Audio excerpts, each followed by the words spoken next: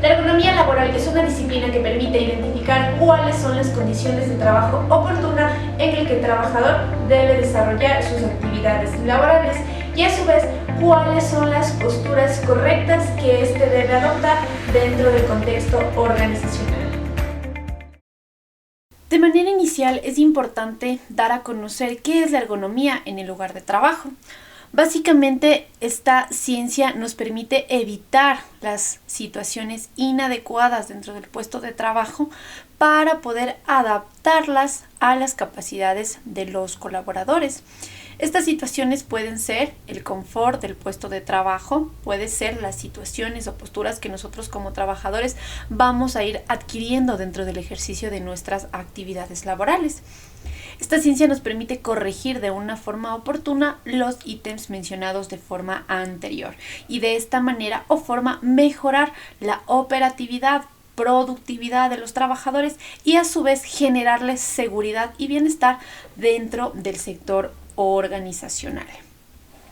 Dentro de la ergonomía laboral tenemos varios factores de riesgo para poder valorarlos. En este caso son los riesgos ergonómicos. Estos riesgos ergonómicos son varios a los que nosotros como trabajadores nos encontramos expuestos. Uno de ellos es el sobreesfuerzo físico que podemos generar en el ejercicio de nuestras actividades laborales, un levantamiento manual de objetos, cuando levantamos algún tipo de carga y nosotros como trabajadores generamos una fuerza adicional para poder establecer este tipo de acciones. Cuando tenemos un movimiento corporal repetitivo, dentro de este tipo de movimientos se establece cuando yo genero una actividad repetitiva más de 1 minuto. Ahí se considera ya un movimiento corporal de forma repetitiva. Tenemos también cuando podemos adquirir posturas forzadas en el desarrollo de nuestras actividades, ya sean de pie, sentadas, encorvadas o en sí acostadas. También podemos observar otro factor de riesgo ergonómico, la altura de plano de trabajo. Dentro de esta altura de plano de trabajo vamos a poder determinar cuál es la posición exacta tanto de la persona, del mobiliario para poder ejecutar trabajos de oficina dentro del sector organizacional. Anexo a eso podemos hacer hincapié a las PVDs, que son pantallas de visualización de datos, que es comúnmente un riesgo que se presenta dentro del área administrativa a las personas que trabajan dentro del proceso de oficina. Ahí podemos observar cuáles son los factores de riesgo ergonómicos a los que nosotros como trabajadores podemos estar expuestos por el ejercicio de nuestras funciones. Dependiendo de la actividad que yo estoy generando, voy a poder determinar cuál es el tipo de riesgo ergonómico al que yo como trabajadora estoy expuesta dentro del sector organizacional. Esta exposición a los factores de riesgo ergonómicos en este caso generan una enfermedad profesional. Esta patología o enfermedad profesional es una enfermedad acarreada por el ejercicio de las funciones laborales dentro de nuestro contexto industrial. Entonces, para poder establecer y poder definir que como trabajadores hemos adquirido una patología o enfermedad profesional, debemos cumplir con ciertos parámetros de evaluación para poder calificarla como tal. En este caso, los riesgos ergonómicos nos van a dar origen a estas patologías laborales, que en este caso pueden ser los TMEs o DMEs. Los TMEs son trastornos musculoesqueléticos y los DMEs son desórdenes musculoesqueléticos, que son las patologías que pueden dar origen a la exposición de estos factores de riesgo dentro del sector industrial. Una enfermedad profesional debe ser netamente calificada por 5 criterios establecidos dentro de la normativa legal. Estos 5 criterios a definirse son los siguientes. El primer criterio que nosotros debemos tener en cuenta es el criterio médico, que esto básicamente lo trabaja el médico ocupacional de la organización para poder identificar cuál es la sintomatología que tienen los pacientes o los trabajadores inmersos en este proceso de investigación y determinar que este tiene un cuadro clínico y puede dar origen a la patología laboral. El siguiente criterio es de laboratorio. Ahí se realizan exámenes como su nombre mismo lo menciona, de laboratorio. Puede ser heces, orina, puede ser radiografías o el examen que el trabajador necesite para poder determinar la presencia de la patología laboral. También tenemos el criterio ocupacional, que nosotros como técnicos participamos de manera directa dentro de este, identificando si se ha generado oportunamente la gestión de riesgos dentro de la organización.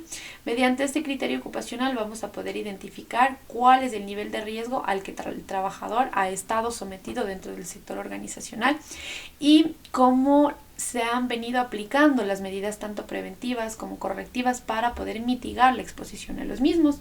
Entonces ahí vamos a poder definir si la gestión que se está realizando dentro del contexto organizacional es la adecuada o no. El cuarto criterio es el criterio higiénico-epidemiológico. Dentro de este nosotros vamos a poder participar conjuntamente con el médico ocupacional.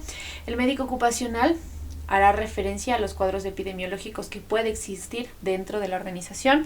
Puede ser entre compañeros, entre áreas, entre departamentos, para poder verificar si los compañeros o las áreas aledañas tienen la misma sintomatología dentro del desarrollo de sus actividades. Nosotros como profesionales en el área vamos a participar en el criterio higiénico, que básicamente esto nos va a permitir medir los factores de riesgo. En este caso, los riesgos ergonómicos son medibles dependiendo el tipo de riesgo que quiero establecer. En esta ocasión, los PVDs, los trabajos en oficina, son medibles, ya que podemos determinar el confort del puesto de trabajo y anexo a eso podemos identificar si la altura del plano del trabajo y todas las acciones que tienen dentro del mismo son las adecuadas o no dentro del desarrollo de funciones. Y por último tenemos el criterio médico-legal. Este criterio médico-legal hace referencia al cumplimiento del sustento o base legal que nosotros tenemos en materia de seguridad y salud en el trabajo y también en la parte ergonómica. Ahí podemos observar si nosotros como técnicos estamos generando el cumplimiento en la parte ocupacional y el médico tiene que verificar si él en la parte médica se está estableciendo o se está generando el proceso de cumplimiento debido para el desarrollo y calificación de estas enfermedades profesionales. Es importante mencionar que si no se cumplen los 5 criterios, no puede ser calificada dentro del cuadro de enfermedades profesionales establecido por parte de la OIT, que es la Organización Internacional del Trabajo. Siempre debe cumplirse estos 5 criterios para poder definirla o detallarla como una enfermedad profesional dentro del contexto organizacional. Estas enfermedades profesionales dentro del entorno se deben reportar a los diferentes entes, ya sean rectores o reguladores.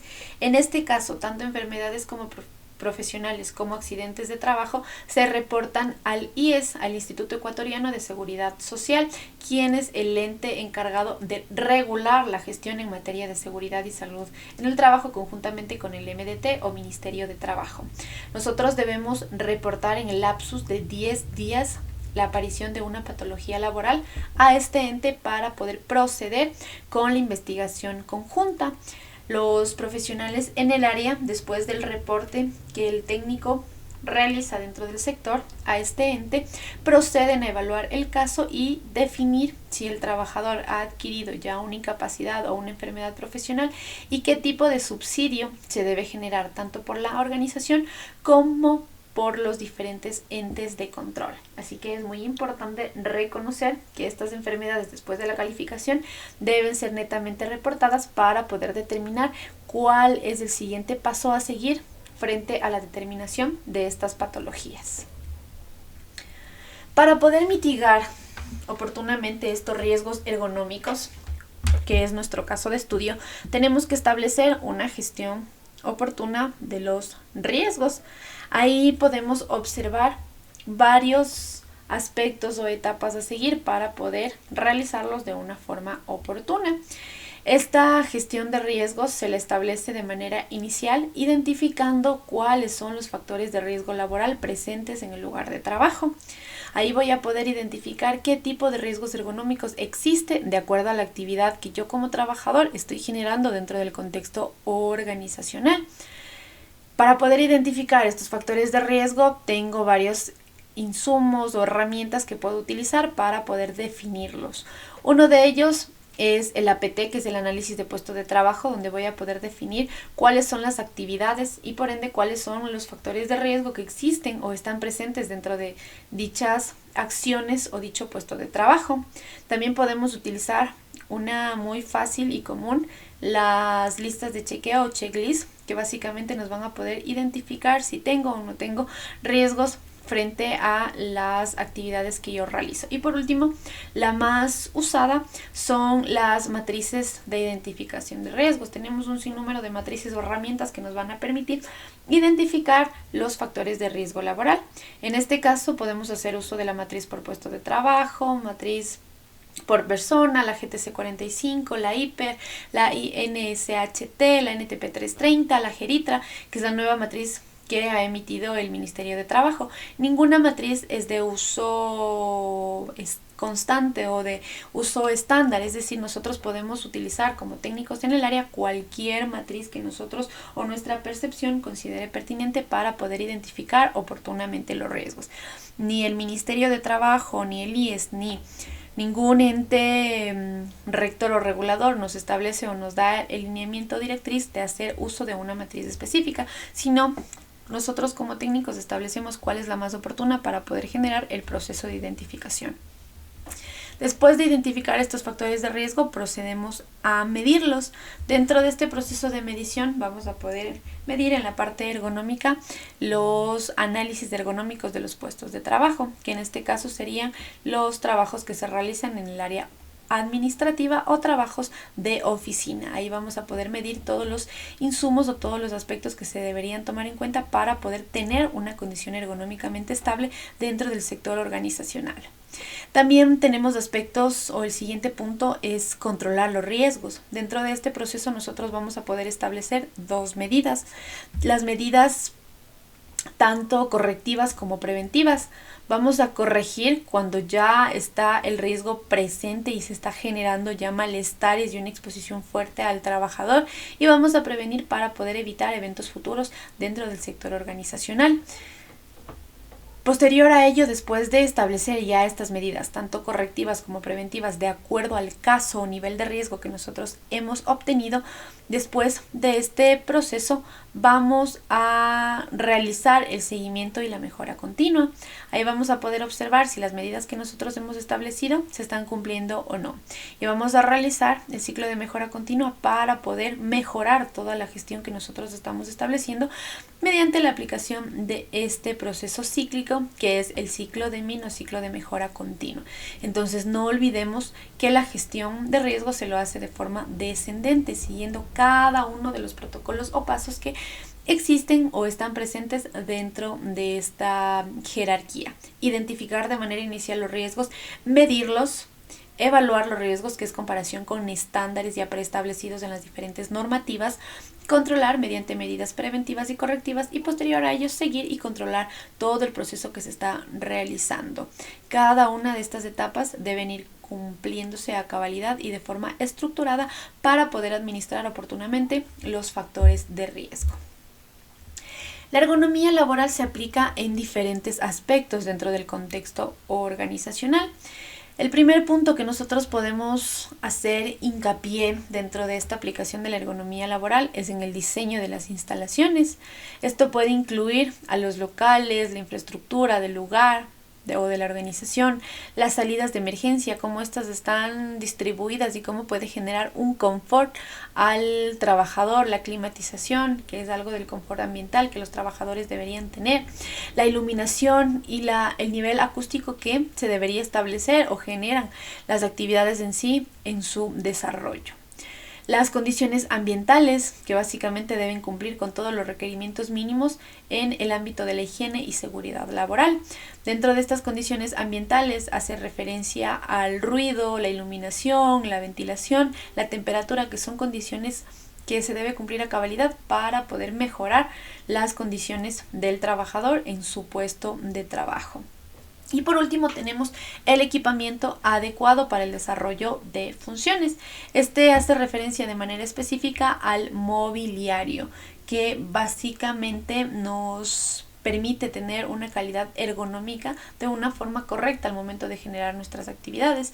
Esto tiene un mayor enfoque o hace alusión de forma específica al área administrativa o a las personas que generan actividades en el área administrativa, como ya lo habíamos comentado. Si tenemos un equipamiento adecuado, vamos a poder prevenir todas las molestias posturales que se pueden generar dentro del ejercicio de funciones en cada uno de los trabajadores. Como hemos podido observar, la ergonomía se puede aplicar en diferentes puntos y en diferentes aspectos de una forma correcta y de este modo poder mejorar la salud y bienestar de los trabajadores. Esta ergonomía, si no la aplicamos correctamente o su aplicación es inadecuada, puede originar trastornos musculoesqueléticos. Existen dos tipos de trastornos musculoesqueléticos, ya sean acumulativos o dorsolumbares. Dentro de los trastornos acumulativos están inmersos los miembros superiores, en este caso serían las muñecas, los brazos, el cuello, ¿sí? Cuando nosotros generamos algún tipo de actividad, movimiento que tengan una inversión directa, este tipo de extremidades podemos obtener o podemos dar origen a un trastorno musculoesquelético acumulativo, que posterior a ello, si no es tratado, no es controlado o corregido, puede dar hincapié a la aparición de una patología laboral. También tenemos los trastornos musculoesqueléticos dorsolumbares, que hace referencia a la columna vertebral. Todos los dolores que se pueden establecer dentro de la misma es considerado como un TME dorsolumbar. Recordemos los términos claves dentro de la parte ergonómica, que son los TMEs y los DMEs, que básicamente es lo mismo, solo cambia la literatura. TMEs son trastornos musculoesqueléticos y DMEs son desórdenes musculoesqueléticos. Cualquiera de ellos puede estar presente dentro del sector organizacional, dependiendo obviamente el tipo de actividades que yo como trabajador estoy generando en el área. De este modo vamos a continuar con el análisis ergonómico de los puestos de trabajo. En este vamos a poder observar cuáles son las zonas de trabajo adecuadas para que el trabajador desarrolle sus actividades laborales y de esta forma tenga una condición oportuna dentro de la industria. Un aspecto muy importante dentro de la ergonomía es el análisis ergonómico de los puestos de trabajo. Para poder establecer de una manera correcta este estudio, se debe identificar tres factores elementales, que son las dimensiones del puesto, la postura de trabajo y las exigencias del confort ambiental. Cada uno de ellos van a ser detallados de una forma clara y concisa para poder identificar cómo estos se presentan dentro del lugar de trabajo. Uno de ellos son las dimensiones del puesto de trabajo. Básicamente podemos observar cuál es la altura del plano de trabajo que se debe establecer o se debe generar dentro del sector organizacional. ¿Cuál es el espacio reservado que debe existir o debe haber entre las piernas para poder ejecutar oportunamente el desarrollo de actividades? ¿Y cuáles deben ser las zonas óptimas del área de trabajo para poder desarrollar sus actividades? Como podemos observar en las láminas, hay posturas correctas y posturas incorrectas. En este caso, las dimensiones de puesto de trabajo son las adecuadas, las que se encuentran con un color verde. Ahí podemos observar que la altura del plano de trabajo es el adecuado. Es decir, para que un escritorio o un mobiliario tenga un aspecto ergonómico para el trabajador, debe estar al ras de su codo y formar un ángulo de 90 grados. De igual forma, su silla, al momento de sentarse el trabajador y tener unas condiciones ergonómicas, debe generar la formación de un ángulo de 90 grados. Si existe estos ángulos, nosotros podemos mencionar que el trabajador tiene un ambiente o un aspecto ergonómico dentro de su puesto de trabajo. Podemos observar también que hay el espacio reservado para poder mover las piernas y poder cambiar de posición dentro del puesto de trabajo. También podemos determinar cuáles son las zonas de alcance óptimo dentro de esta área. Existen tres zonas de alcance óptima: la verde, amarilla y la roja. Dentro de la zona verde nosotros vamos a colocar los insumos y herramientas que utilizamos de forma constante, es decir, repetitiva para el ejercicio de nuestras funciones. Dentro de la zona amarilla vamos a colocar insumos de herramientas que no hacemos uso de forma constante, sino rara vez las utilizamos para el desarrollo de funciones. Y en la zona roja vamos a colocar los insumos, herramientas que no utilizamos de forma común, es decir, las utilizo 1 o 2 veces al día para el desarrollo de funciones. Vamos a hacer un ejemplo. En estas zonas de alcance, en la zona verde, va a estar el mouse, va a estar el teclado, va a estar la pantalla, porque son herramientas que las utilizo de manera constante, es decir, todo el día dentro de un puesto de trabajo de oficina. En la zona amarilla va a estar una grapadora, una perforadora, la impresora. Es algo que no utilizo de manera tan repetitiva. Las utilizo, pero no intermitentemente. Y en la zona roja vamos a poder observar un archivador, vamos a poder observar una cartera, vamos a poder observar un maletín. Son cosas que no las utilizamos de manera constante, sino rara vez en el día. De esta forma podemos identificar cuáles son las zonas de alcance óptimas que se debe establecer o se debe tener dentro del puesto de trabajo. Por otra parte, podemos observar la postura de trabajo, que básicamente tenemos la silla de trabajo, cómo debe estar establecida dentro del contexto organizacional y dentro de un puesto de trabajo. Debe ser adecuada para el uso del trabajador, debe cumplir con todas las especificaciones ergonómicas para que éste tenga confort dentro de su puesto de trabajo. La mesa de trabajo, como ya lo mencionamos anteriormente, debe estar al ras del codo para poder tener esta condición ergonómica. El apoyapiés podemos utilizarlo y podemos colocarlo dentro de este puesto de trabajo para poder reposar los pies e incluso cambiar de posiciones dentro del ejercicio de nuestras funciones. Y el apoyabrazos, que es una herramienta o insumo que nos permite adoptar posiciones, nos permite también pararnos y levantarnos al momento de generar nuestras actividades. Ahí podemos observar varias especificaciones que se deberían tomar en cuenta dentro de los diferentes aspectos que acabamos de mencionar: la altura del asiento, profundidad del mismo, el ancho, ya sea del asiento o del respaldo, la altura del soporte lumbar. Todas estas especificaciones permiten tener un aspecto netamente ergonómico para mejorar las condiciones de salud del trabajador. Tenemos también, por otra parte, las exigencias del confort ambiental. Dentro de estas exigencias nosotros vamos a poder observar cuál es la iluminación adecuada que se debe establecer dentro del contexto organizacional, qué tipo de iluminación se debe establecer dentro del mismo. Puede ser una iluminación general, una iluminación localizada, de acuerdo al tipo de actividades que yo como trabajador estoy generando dentro del contexto organizacional. Podemos establecer el nivel de ruido, ¿sí? Para poder ejecutar nuestras actividades de forma normal y ser productivos dentro de la industria, debemos tener una adecuada iluminación y debemos tener un adecuado sonido acústico. En este sentido, no podemos estar expuestos como trabajadores a niveles de ruido demasiado altos. Nosotros como trabajadores soportamos por jornada laboral 8 horas. Que son la jornada laboral, y obviamente tenemos que soportar solo 85 decibeles. Si sobrepasa estos 85 decibeles, cada 5 decibeles que suben dentro de este aspecto del ruido, tenemos que disminuir la jornada laboral a la mitad.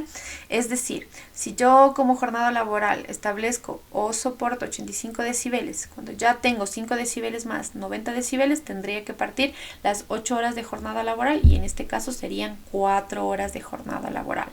Ahora tengo 95 decibeles, la jornada debe volver a partirse a la mitad, en este caso serían 2 horas de trabajo. Tengo 100 decibeles, sería en esta ocasión 1 hora de trabajo. Entonces, cada 5 decibeles que se sube a los 85 decibeles, que son los decibeles bases de exposición que tenemos por jornada laboral, debemos partir la misma para poder adaptarnos y mejorar este aspecto, en este caso ergonómico, y también evitar esta exposición que nosotros tenemos frente a estos riesgos. Tener una temperatura adecuada para poder evitar el estrés térmico que se puede generar dentro del desarrollo de funciones. Es importante determinar cuál es el tipo de temperatura que se debe establecer, cuántos son los grados oportunos a tener para poder desarrollar nuestras actividades, cuál va a ser la velocidad del aire que se debe establecer, cuál va a ser la humedad relativa que nosotros debemos tener dentro del puesto de trabajo para poder generar un confort ambiental dentro del mismo. Estas son las exigencias básicas que se debe cumplir para poder establecer un análisis ergonómico del puesto de trabajo. continuación observaremos las metodologías de evaluación de los riesgos ergonómicos, en las cuales podremos identificar cuál es el nivel de actuación que tiene cada uno de estos en los puestos de trabajo del sector organizacional. Por otra parte, tenemos la metodología para poder evaluar los factores de riesgo laboral. En esta ocasión vamos a poder observar cuáles son estas metodologías o métodos que nos permite identificar el nivel de riesgo a los que nosotros como trabajadores estamos expuestos. Para poder evaluar estos riesgos ergonómicos tenemos un sinnúmero de metodologías. De manera central vamos a poder compartir cuáles son los más utilizados dentro del sector organizacional. Uno de ellos es el método RULA. Este método RULA básicamente nos permite evaluar las extremidades tanto superiores dentro del puesto de trabajo y también nos permite evaluar los desórdenes musculoesqueléticos que se pueden generar por el desarrollo de las actividades. Cuando nosotros queremos evaluar esta exposición a los factores de riesgo ergonómico solo de la parte superior, es decir, de la cintura para arriba, vamos a aplicar este método RULA. Siempre estos métodos ergonómicos se lo aplica de forma separada para el cuerpo del trabajador, es decir, primero evalúo el lado derecho y posterior a ello evalúo el lado izquierdo. Tenemos el método OWASP. Este método OWASP básicamente nos permite identificar las malas posturas en el puesto de trabajo, nos va a permitir evaluar el riesgo postural del trabajador y nos va a poder identificar o nos va a dar a conocer cuáles son los niveles de riesgo a los que está sometido el trabajador. En este caso el método OWASP tiene 4 niveles de riesgo que nos va a determinar si es aceptable o no es aceptable frente a su exposición. El método OWASP se lo utiliza para poder evaluar cuerpo entero, ¿sí? Es decir, todo el cuerpo del trabajador. De igual forma se lo aplica tanto al lado izquierdo como al lado derecho del mismo. Tenemos el método OCRA. Este método OCRA se lo aplica cuando existen movimientos corporales de forma repetitiva, es decir, movimientos repetitivos. Recuerden que un movimiento repetitivo es cuando yo genero la acción o la actividad más de 1 minuto. Ahí ya es considerado como un movimiento repetitivo y tiene que entrar este método para poder valorar y establecer qué acciones o qué nivel de exposición tengo yo como trabajador. Tenemos el método ROSA. Este método ROSA básicamente nos permite evaluar las oficinas o el área administrativa dentro del sector organizacional. ¿Cuál es el análisis ergonómico que yo debo establecer dentro de estos puestos de oficina? ¿Qué aspectos o qué situaciones debo tener en cuenta para poder disminuir el riesgo ergonómico? Dentro de este método ROSA me va a permitir puntualmente disminuir el riesgo ergonómico para las personas que se encuentran desarrollando trabajos de oficina. Este es el único método que se aplica solo de manera administrativa, en este caso, a las personas que desarrollan este tipo de actividades. Podemos también observar el método REVA. Este método evalúa tanto extremidades inferiores como superiores del cuerpo humano. Nos permite evaluar movimientos de todo el cuerpo de forma rápida. Estos pueden ser del lado derecho o del lado izquierdo, como los métodos anteriores. Cada uno de estos métodos y metodologías para poder evaluar los riesgos ergonómicos nos permite evaluar de una forma rápida el puesto de trabajo para poder determinar cuál es el nivel de riesgo y cuál es la posible actuación que se debería generar dentro del contexto organizacional. Finalmente, vamos a poder observar la gestión de riesgos en la industria, donde vamos a poder jerarquizar cada uno de los planes y medidas preventivas y correctivas a establecer para poder mitigar o disminuir de una forma considerable los factores de riesgo ergonómico. Después de generar todo el proceso de medición con las diferentes metodologías, nosotros vamos a aplicar una jerarquía de control con las diferentes medidas que se pueden establecer, ya sean para corregir el factor de riesgo como para prevenir la posible exposición. Entonces aquí podemos observar cuál es la jerarquía que podemos aplicar dentro del contexto organizacional. Una de las jerarquías más comunes que se aplican dentro de esta es fuente, medio y persona. Vamos a ir detallando qué se debe realizar o qué nosotros podemos establecer en cada una de ellas. En la fuente lo que se debe establecer es suprimir o desaparecer de raíz el peligro o riesgo al que nosotros como trabajadores nos encontramos expuestos, o a su vez podemos sustituir los procesos por procesos menos peligrosos. También en el medio podemos establecer medidas que tienen como fin reducir la exposición al peligro en el ambiente de trabajo. Ahí podemos establecer dos aspectos, ya sean controles administrativos como controles de ingeniería. En este caso, haciendo alusión a la parte ergonómica, podemos establecer acciones administrativas de forma más común, es decir, pues se puede establecer turnos rotativos, podemos establecer procedimientos seguros de trabajo en el aspecto ergonómico, se puede establecer rotación del puesto, se puede establecer pausas activas para que el trabajador descanse de las posiciones constantemente inadecuadas que sus actividades generan dentro de él. Y también por último tenemos la persona, que básicamente es ya dotar de los EPPs o equipos de protección personal a cada uno de los trabajadores para poder determinar cuál es la acción o el método de proteger a los trabajadores, en este caso mediante este tipo de insumos o herramientas que serían los EPPs. De esta forma nosotros vamos a aplicar esta jerarquía de control. Tenemos que ir de igual forma de aspecto descendente, ¿sí? Vamos a poder establecer desde la fuente, medio y persona, siguiendo de una forma estructurada cada uno de estos pasos para poder determinar un adecuado aspecto ergonómico dentro del contexto organizacional. Ahí podemos observar varios puntos a tener en cuenta para poder mejorar y aplicar en la jerarquía de control dentro del contexto organizacional. Haciendo alusión a la parte ergonómica, podemos cambiar y eliminar los procesos y sustituirlos por procesos menos peligrosos. En el medio podemos hacer, como ya lo comentamos, procedimientos de trabajo seguros, podemos realizar la señalización, podemos establecer avisos para poder dar a conocer cómo debo levantar un objeto, cómo debo sentarme, cómo debe establecerse mi puesto de trabajo de una forma correcta para poder disminuir la exposición a este riesgo. Y en el caso de los EPPs podemos dar a nuestros trabajadores, ya sean equipos de protección personal como equipos de protección colectiva, para poder disminuir la exposición a estos factores de riesgo ergonómico dentro del contexto organizacional. Recuerden que cada uno de los aspectos ergonómicos debe ser netamente evaluado dentro de la organización para poder establecer un control oportuno de los factores de riesgo. Cuando queremos establecer un levantamiento de carga a partir de los 3 kilogramos, nosotros debemos establecer el proceso de evaluación.